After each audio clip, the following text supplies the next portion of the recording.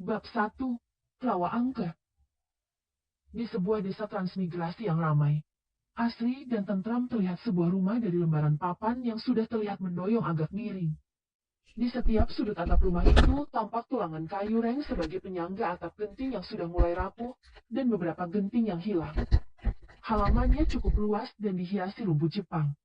Di sudut pekarangan itu tampak tumpukan batako yang sudah berlumut, lama tak kunjung digunakan.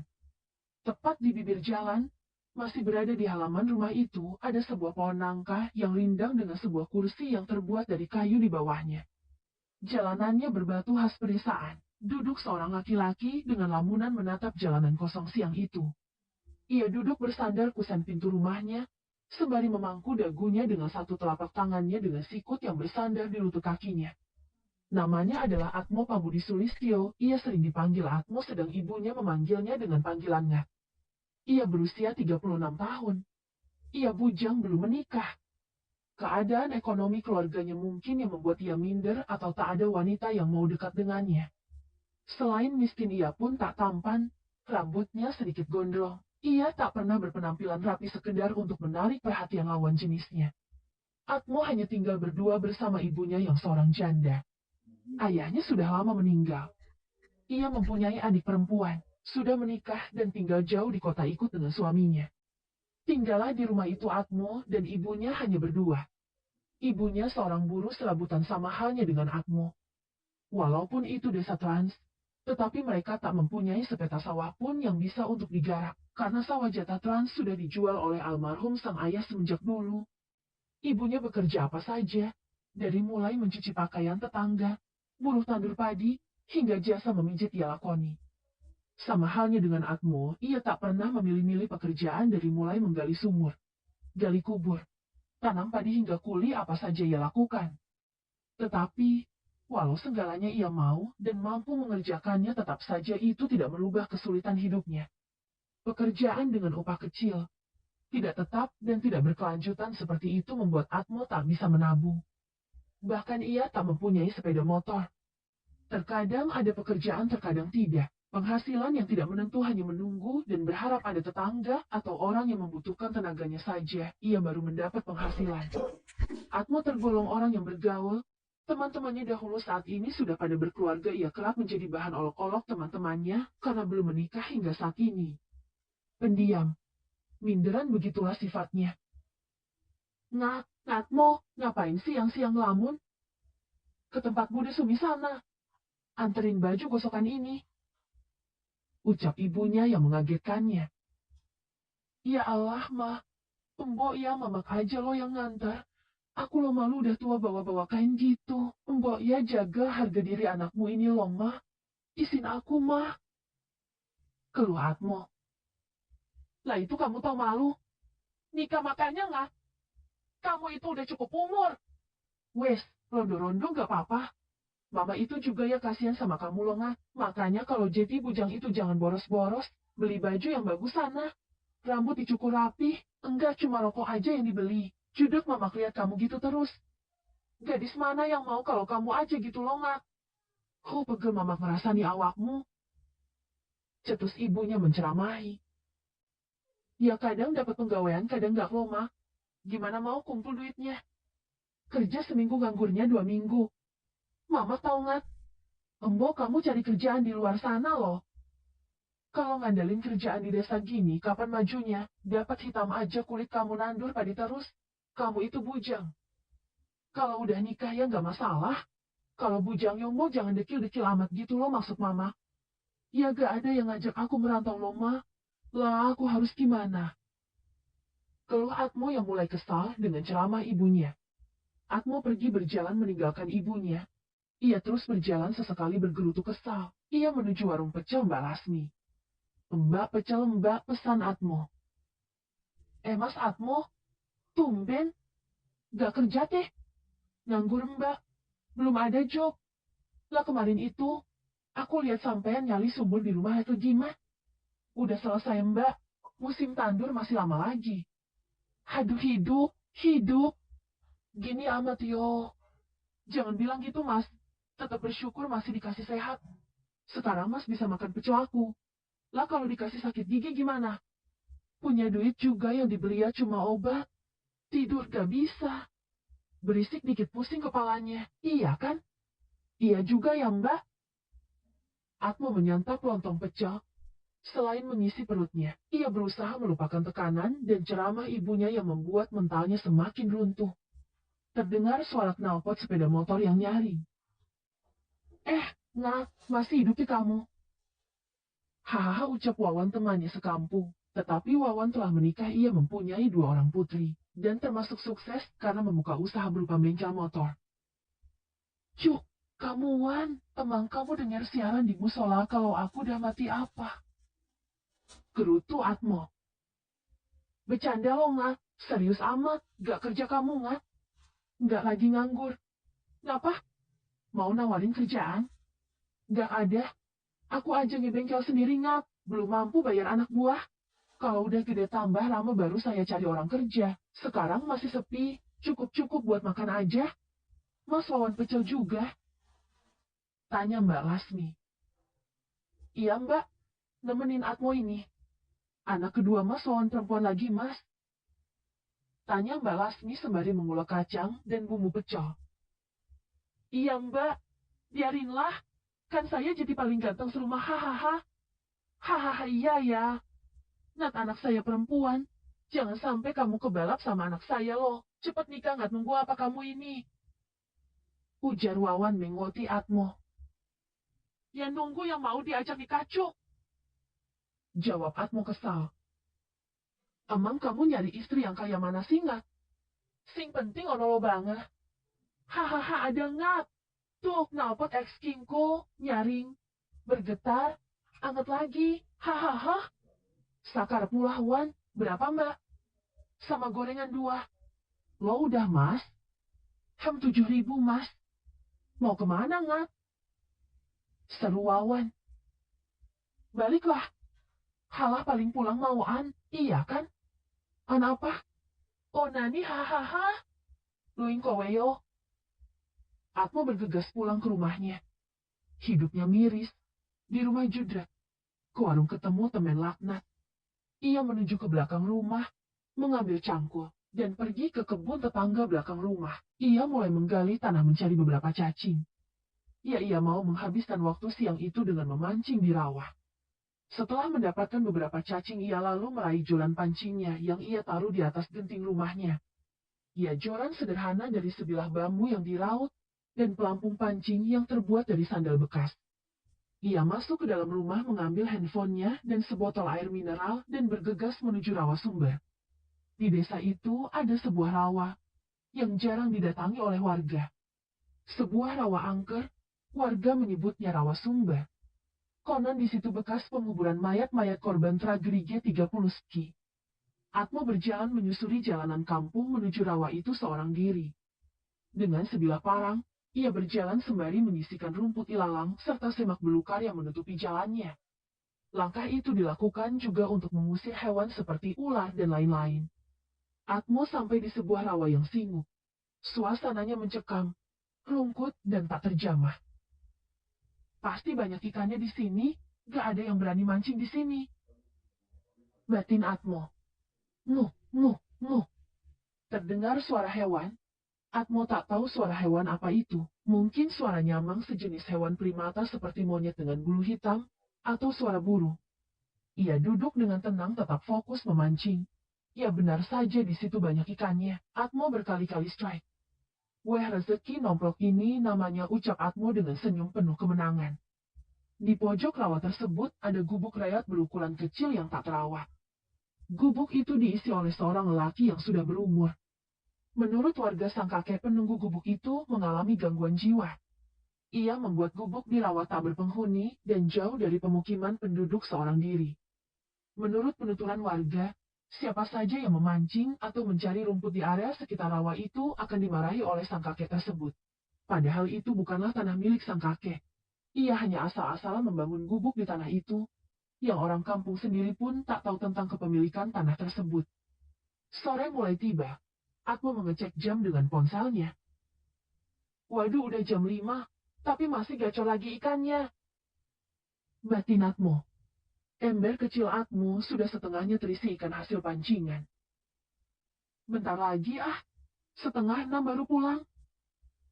Batin Atmo yang tak mau merelakan waktu setengah jam berharga itu. Slek, slek, slek. Terdengar langkah kaki yang menginjak rumput dan dedaunan kering tepat di belakang Atmo. Atmo menoleh. Ia terkejut seorang kakek tua sedikit bungkuk memegang tongkat sedang dia memelototi Atmo. Mbah, aku mancing ikan. Ucap Atmo berbasa-basi mencoba menyapa sang kakek. Sang kakek tidak menjawab, ia terus menatap tajam dengan raut wajah yang sinis. Atmo jadi sedikit takut. Ia berusaha membersih alat pancingnya. Ia berniat pulang ketimbang jadi sebuah masalah. Atmo beranjak berdiri memakai sandalnya dan meraih ember yang digunakan untuk wadah ikan hasil pancingannya. Aku pulang, Mbah, ucap Atmo sekali lagi berusaha menegur. Tinggalkan ikan itu, ucap sang kakek. Sontak Atmo kaget bukan kepalang. Ia sedikit emosi dicampur takut. Apa Mbah? Ini lebung siapa Mbah? Kok aku gak boleh bawa ikan hasil pancingan aku sendiri? Ujar Atmo berusaha protes. Kamu pengen hidup kamu berubah hendak? Mau kaya? Mau cepat dapat jodoh? Tinggalkan ikan itu. Sekarang kamu pulang. Habis maghrib kesini mampir ke gubuk Mbah itu. Bawa lintingan tembakau sama gula kopi.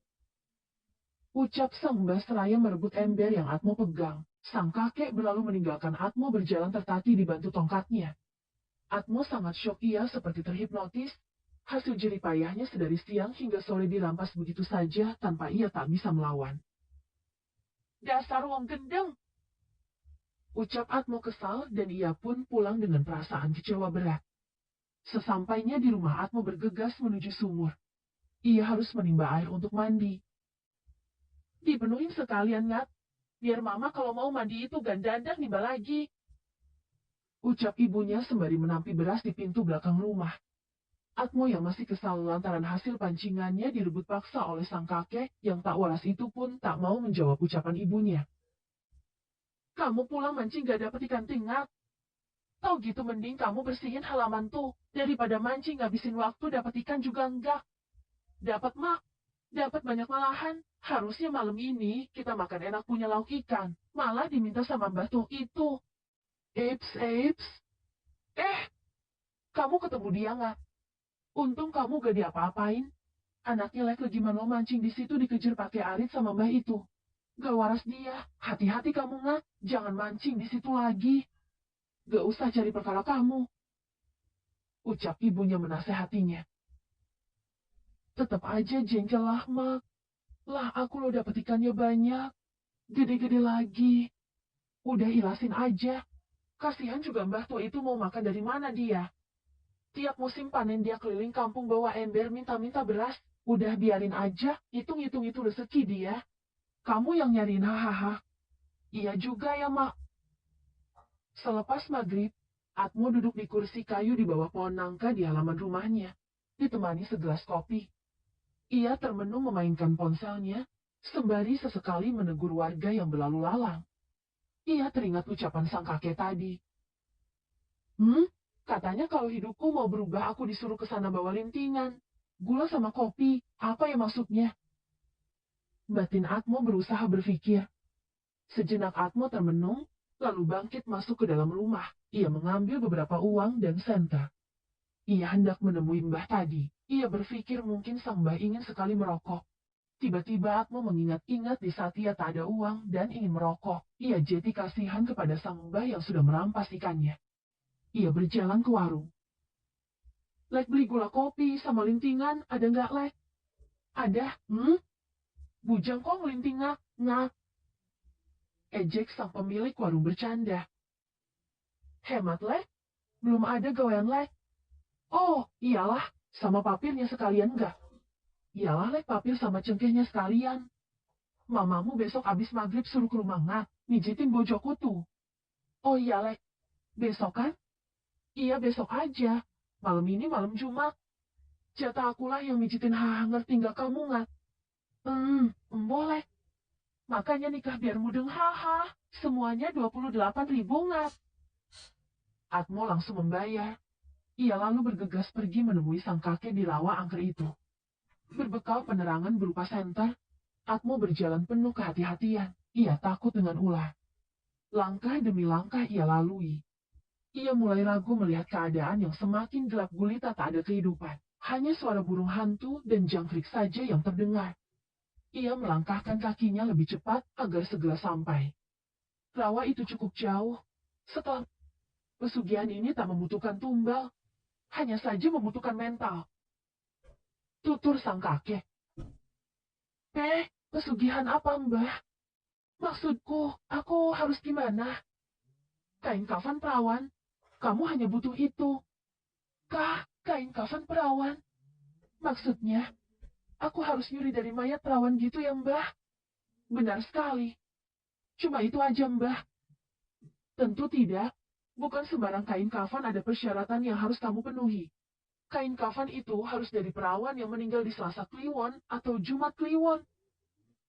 Ujar sang kakek. Ya susah kalau gitu, Mbah. Gadis yang meninggal aja jarang. Apalagi meninggalnya harus Selasa atau Jumat Kliwon. Ucap Atmo yang pesimis. Ya memang susah, tapi ya pasti ada. Jarang tapi, Mbah. Selain itu ada yang lain gak, Mbah? Ya ada, tapi kan pakai tumbal. Mau kamu? Nenek Graham, enggak, Mbah. Jadi kalau kain kafan perawan itu nggak pakai tumbal, Mbah? Enggak, cuma ya tetap ada resikonya. Tetapi kalau orangnya berani ya nggak ngarusi. Apa, Mbah, resikonya? Ya dihantui. Bagi yang takut hantu ya itu sebuah resiko, bukan? Iya juga. Lah kamu takut hantu gak? Tanya si kakek. Enggak sih, Mbah. Kalau takut gak berani aku kesini. Ya berarti yang cocok ya itu. Kain kafan perawan itu aja buat kamu. Amang dibuat untuk apa kainnya nanti, Mbah? Gimana aku cepat kaya dengan kain itu? Nanti kamu tahu sendiri. Gak usah banyak tanya. Kalau ada gadis perawan yang meninggal di waktu yang Mbah sebutin tadi, kamu harus ambil di malam pertama dia meninggal dan kamu harus menyetubuhi jasadnya. Kamu lap darah perawannya pakai kain kafannya. Setelah itu, bawa kain kafannya kemari dengan 7 lembar daun pisang raja dan kembang 7 rupa yang kamu petik menjelang maghrib. Sudah itu saja syaratnya. Tutur sang kakek itu. Atmo tercengang mendengar penuturan si kakek. Setelah berbincang-bincang sesaat, Atmo pun pamit pulang. Sepanjang perjalanan Atmo bimbang. Di satu sisi ia ingin cepat kaya dan cepat menikah, di sisi lain ia ragu apakah ada gadis yang meninggal di hari Selasa atau Jumat Kliwon. Atmo berjalan menyusuri jalanan desa, sembari menghisap rokoknya. Mas, kau tegur para pemuda desa yang sedang nongkrong di gardu pos ronda. Ronda teh, apa cuma kumpul-kumpul aja? Tanya Atmo. Kumpul aja, Mas. Gabut daripada di rumah ngapain? Mas Atmo dari mana kok bawa senta? Ngeliat burung di alas. Siapa tahu ada. Jawab Atmo berbohong. Weh, ngeri amat Mas sendirian pergi ke alas. Gak bawa alat pikatnya, Mas? Enggak, cuma mau ngeliat tidurnya di mana. Kalau ketemukan besok baru disuluh. Iya juga ya. Oh ya, Mas sudah dengar belum kabarnya Tiara? Tiara? Tiara siapa? Itu loh anaknya Lex Sabto. Kabar apa? Barusan Tiara dibawa ke rumah sakit, Mas. Biasa kumat, tapi ini parah dari maghrib gak reda. Paniklah mungkin Lex Sabto, makanya dibawa ke rumah sakit. Oh gitu. Kirain udah semula anak itu. Kayaknya udah gak pernah kumat. Terakhir kumat kalau gak salah 3 tahun yang lalu waktu dia masih SMP. Iya, Mas. Kasihan cantik-cantik ayan gitu. Masih kelas 1 SMA lagi. Bisa gak laku anak itu nanti kalau gitu? Ya bisa aja laku lah. Siapa tahu ada cowok dari luar desa yang gak tahu kalau anak itu punya penyakit kayak gitu. Anaknya cantik. Aku lo sering main ke sana. Normal-normal aja kemarin. Ya memang keadaan dia kumat itu nggak ketebak sih. Namanya penyakit kayak gitu. Sebenarnya penyakit apa Mas itu? Dulu Lex Sabto pernah cerita itu penyakit namanya kalau nggak salah epilepsi. Ya kita nyebutnya ayan. Itu gangguan saraf otak katanya. Penyakit itu sulit sembuh. Kadang kelihatannya sembuh beberapa tahun gak kejang-kejang. Tahu-tahu kumat. Ucap Atmo. Iya mas, kata ibuku orang yang punya penyakit ayan gitu, biasanya umurnya gak panjang. Hus, ngawur kamu. Ngomong apa loh? Udah mas pulang dulu. Kalian jangan maling singkong warga ya. Ih, singkong? Buat apa mas? Bebek lo banyak di kandang, Mbah Pijo hahaha. Oh jangkrik. Kalau besok ada yang hilang kalian ini, lah pelakunya. Guyon lo mas. Atmo beranjak pulang. Sesampainya di rumah ia membuat kopi dan ia bawa masuk ke dalam kamarnya. Ia termenung sembari merokok dan minum kopi di dalam kamar. Ia membuka lemarinya. Mengambil dompetnya ia menghitung uangnya tinggal 38.000. Atmo sangat bingung tak kunjung kerjaan yang ia dapatkan. Ia merebahkan diri di kasurnya mengingat-ingat kembali ucapan kakek tua itu. Ya mau aja sih, tapi apa ada gadis yang meninggal di waktu itu? Batin Atmo. Atmo termenung ia berbaring dengan kedua telapak tangannya memangku tengkuk kepala bagian belakang sembari menatap langit-langit rumahnya. Di kamar tanpa daun pintu, hanya tertutup gorden usang dan jadul. Kamar itu tak ada isinya. Hanya lemari tua yang usang dengan separuh kacanya yang sudah pecah, jendela tanpa daun hanya ditutup handuk. Kasur kapuk yang tergeletak di atas sebuah lantai yang dilapisi tikar sobek. Dan sebuah tutup kaleng roti kungguan yang ia gunakan sebagai asbak menjadi penghias kamarnya. Itulah gambaran keadaan kamarnya. Tak sadar Atmo terlelap dalam tidur. Nat, bangun! Tubuh Atmo terasa berguncang.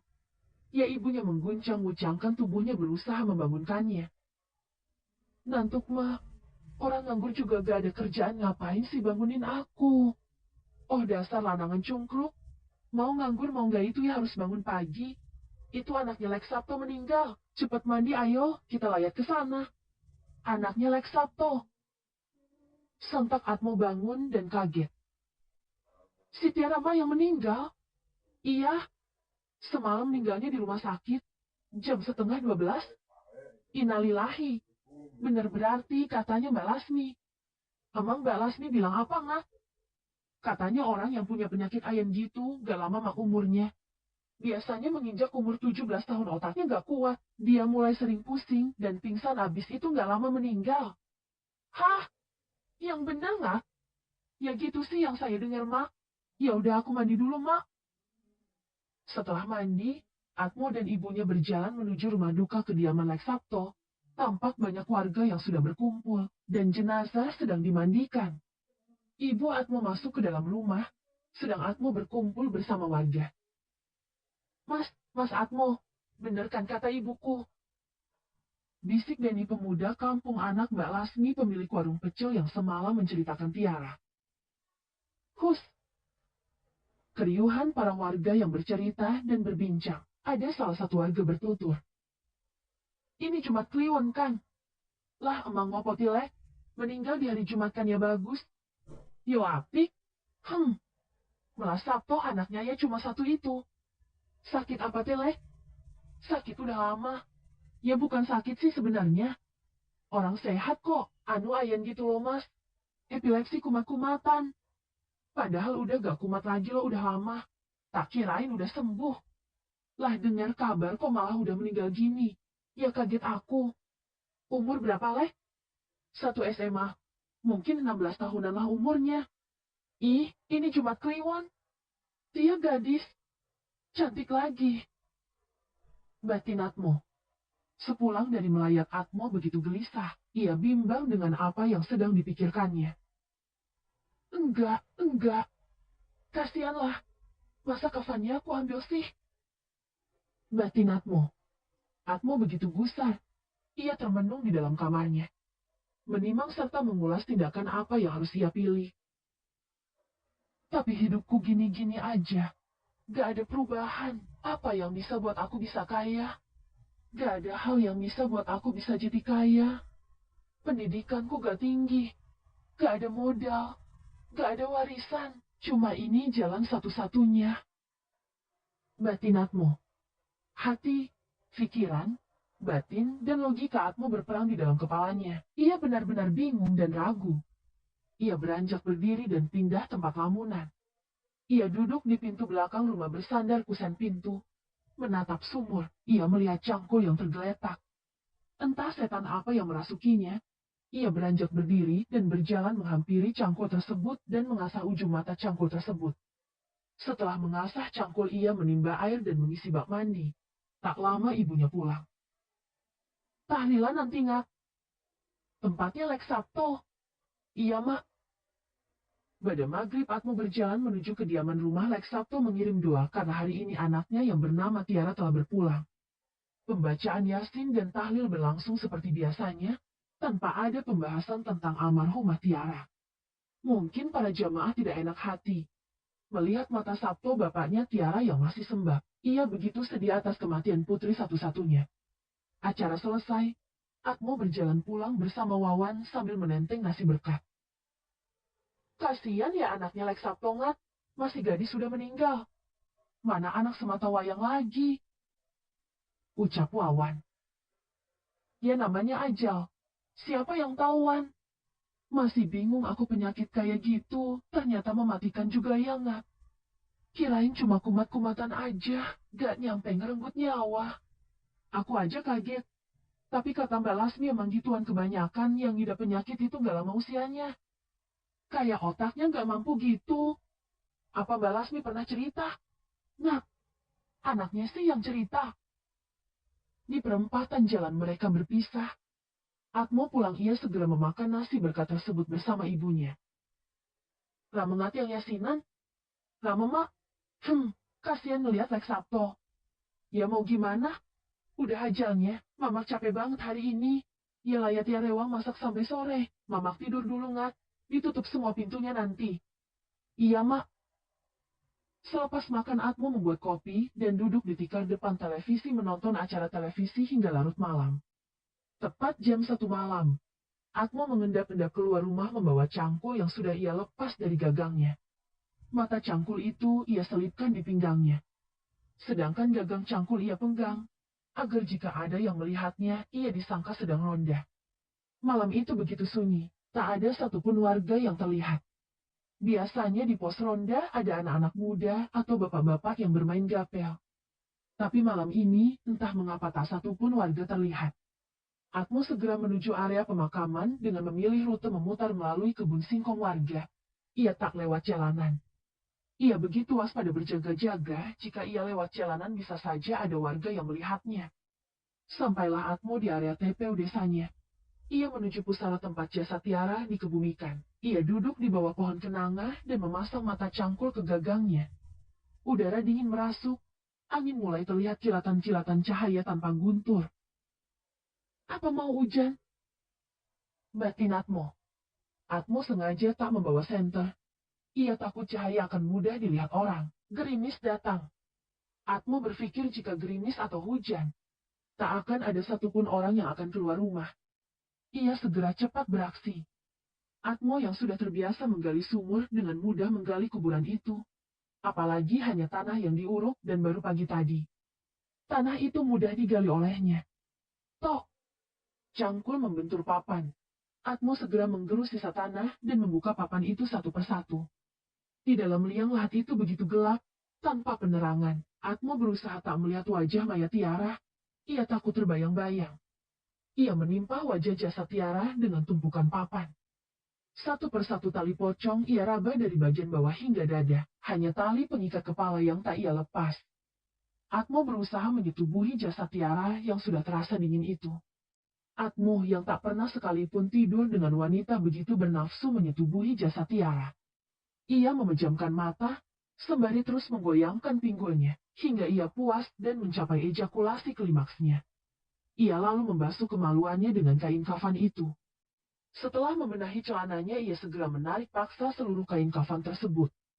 Ia lalu memasang kembali papan demi papan seperti semula, dan menguruk kembali kuburan itu seperti sedia kala. Tak lupa ia menancapkan patoknya kembali. Ia segera bergegas pulang. Cangkul yang ia gunakan untuk menggali ia ceburkan ke dalam sebuah sumur di area pemakaman itu. Ia lalu pulang dengan penuh kewaspadaan dan rasa takut yang luar biasa. Ia melalui kebun dan semak-semak, tak berani lewati jalanan. Atmo bernafas lega setelah ia sampai di bagian halaman belakang rumahnya. Ia membuka pintu belakang rumahnya yang memang tidak ia kunci. Hanya ia ganjal dengan kain. Ia segera masuk kamarnya. Ia duduk termenung menatap kain kafan dengan noda darah perawan itu yang tergeletak di lantai kamarnya. Badan Atmo begitu kotor. Ia belum membersihkan diri. Malam itu ia tidak tidur sama sekali. Hingga azan subuh berkumandang, ia baru berani keluar kamar membawa pakaian kotornya yang terkena tanah dan lumpur sehabis menggali makam Tiara. Ia segera mencucinya. Takut ibunya akan curiga. Misi Atmo berhasil. Ibunya sama sekali tak mencurigainya. Atmo berencana siang ini dia akan menemui kakek yang berada di rawa angker tersebut. Bab 3. Teror. Tampak udara terasa masih sedikit dingin. Seorang lelaki tua tetapi masih tampak sehat. Tanpa alas kaki berjalan di dalam area pemakaman membawa sebilah parang pagi itu. Dia adalah kuncen atau juru kunci pemakaman tersebut. Namanya adalah Kasman. Ia sering disapa Mbah Kas oleh warga sekitar. Ia berjalan di tanah yang sedikit lembab karena semalam sempat gerimis tetapi tak hujan lebat. Ia menebang dan merapikan dahan-dahan pohon kenanga dan kamboja